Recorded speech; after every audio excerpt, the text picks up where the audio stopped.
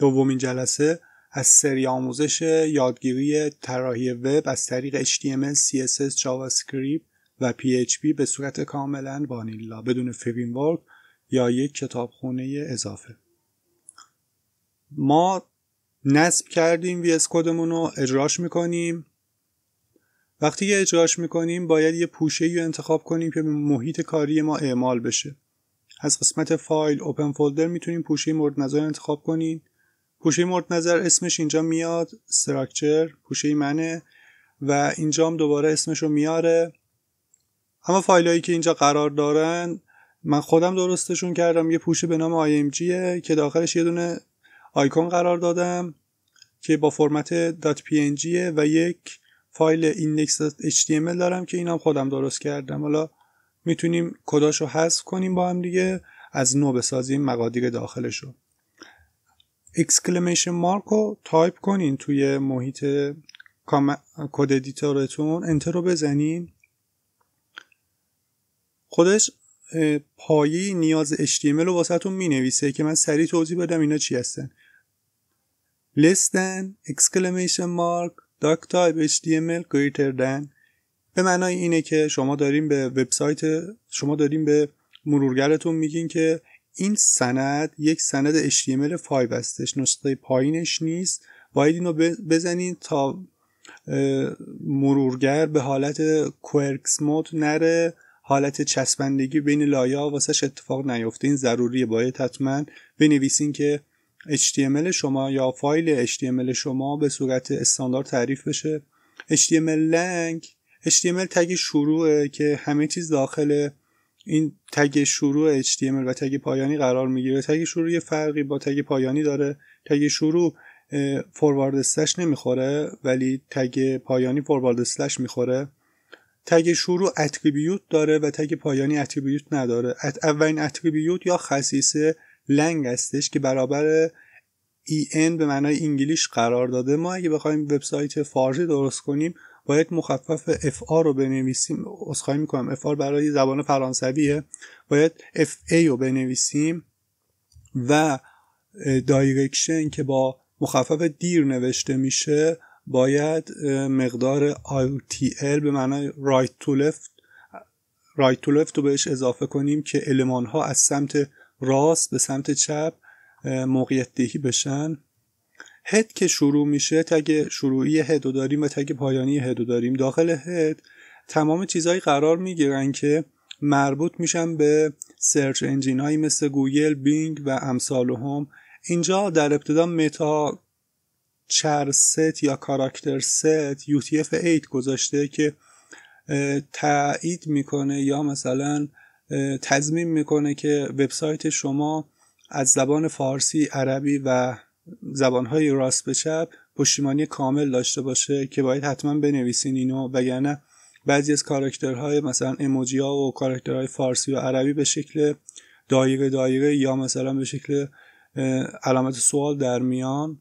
باید انکودینگش رو تعریف کنین. اینجا متا نیم ویو پورت کانتنت ویت مساوی با دیوایس فید و اینیشیال اسکیل تضمین میکنه که وبسایت شما توی گوشی ها و تبلت ها و لپتاپ ها و دستگاه هایی که اسکرین سایز های متنوعی دارن به یک شکل نمایش داده بشه. البته این شروع ریسپانسیو کردن وبسایتتونه که این کد حتما باید باشه. این خط کد پایین تایتل رو داریم، داکیومنت زده. تایتل دقیقا همون چیزیه که ما با وبسایت واردش میشیم در بالا، قسمت اون بالا میتونیم ببینیمش. من لایو رو اجرا میکنم، یعنی فایل index.html رو اجرا میکنم که وبسایتمون اجرا بشه. دقیقا ببینیم تایتل چه اتفاقی میفته. ببینید این بالا قسمت تایتل اینجا ظاهر میشه که داکیومنته. اگه ما قسمت تایتل رو عوض کنیم این مقدار عوض میشه. تایتل رو قرار میدم برابر با سعید وب. توجه بکنین سعید وب تو اینجا نوشته شد. به لطف اکستنشن لایو سرور ما تونستیم به صورت لایو داشته باشیم، تحقیقات اینجا اعمال بشه. دومین تگی که میخوایم خودمون اضافه کنیم بهش که من حالا سعی میکنم من راحتم که این تگ رو بالاتر از تایتل وارد کنم. شیفت رو میگیرم less than لینک رو که مینویسم میگم یه فایلی دارم، آدرس فایل رو بذارین اختار بهش بدم href رفرنس رو بهش بدم. رفرنسی که بخوام بهش بدم پوشه هم بود که اینجا درست کرده بودم img، داخل img icon.png. img رو که تایپ میکنم فوروارد اسلش میزنم، محتوا میاد، اگه انتر کنم اون آدرس دقیقا اونجا قرار میگیره. حالا ریل یا ریلیشنش رو با سندمون مشخص میکنم. میخوام بگم این فایل icon.png چه رابطه‌ای با سند یا فایل index.html من داره. میگم آیکونه. چون میگم آیکونه میفهمه که اگه من داخل هد گفتم میگه آیکون اینجا جا نداره الا این که فوایکون باشه، بله به این میگم فوایکون.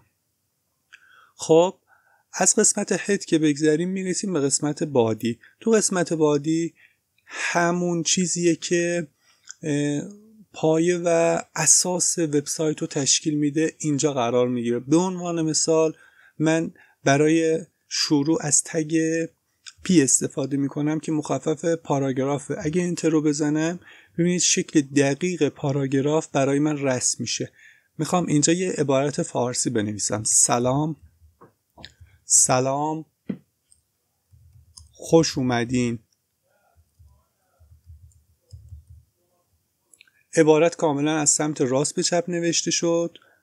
من به حالت پیشفرض خود مرورگر میرسونم تا به حالت دیفالت ببینین شما سلام خوش اومدین.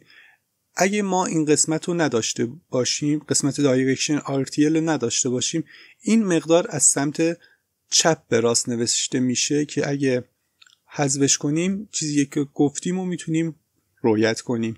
خب از طریق خود شورتکات ها من برمیگردم به حالت قبلی. این تا اینجا پس یاد گرفتیم که تمام ساختار فایل HTML ما، وبسایت ما داخل بادی قرار میگیره.